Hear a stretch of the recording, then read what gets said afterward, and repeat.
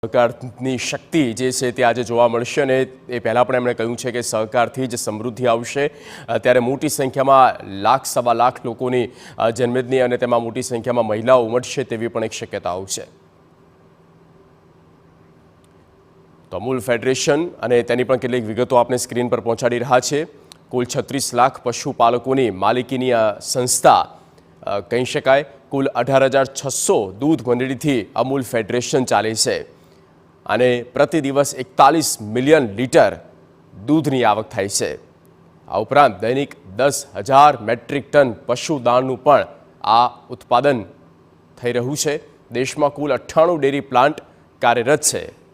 ઉપરાંત અમૂલ ડેરીની સ્થાપના 1946માં કરવામાં આવી। ત્યારબાદ તેમાં ઘણા બધા નવા આવિષ્કારો પણ થયા છે। 2 દૂધ મંડળી, 247 લીટર દૂધનું, શ્વેત ક્રાંતિના જનક તેવા ત્રિભુવનદાસ કિશભાઈ પટેલ છે।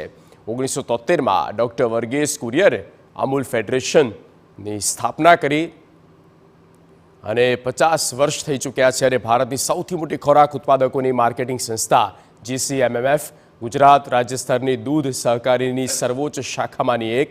GCMMF અમૂલ બ્રાન્ડ અને બજારોની વ્યવસ્થા ઊભી કરે છે। સૌથી વધુ ડેરી પેદાશની નિકાસ માટે પણ અમૂલ દેશમાં અગ્રેસર છે અને અમૂલની બનાવટો વિશ્વના 40 દેશમાં ઉપલબ્ધ છે। આ ઉપરાંત ગ્રામ્ય ક્ષેત્રે રોજગારી પૂરી પાડવામાં આ ફેડરેશનની મહત્વની ભૂમિકા છે, જેમાં ભારતની સૌથી મોટી ખોરાક ઉત્પાદનોની માર્કેટિંગ સંસ્થા બની ચૂકી છે।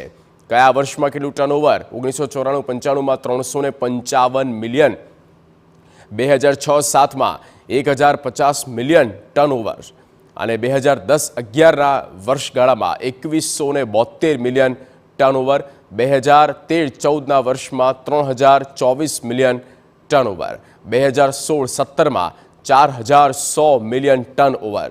આ ઉપરાંત 2019-20માં 5,100 મિલિયન ટર્નઓવર થઈ ચૂક્યું છે।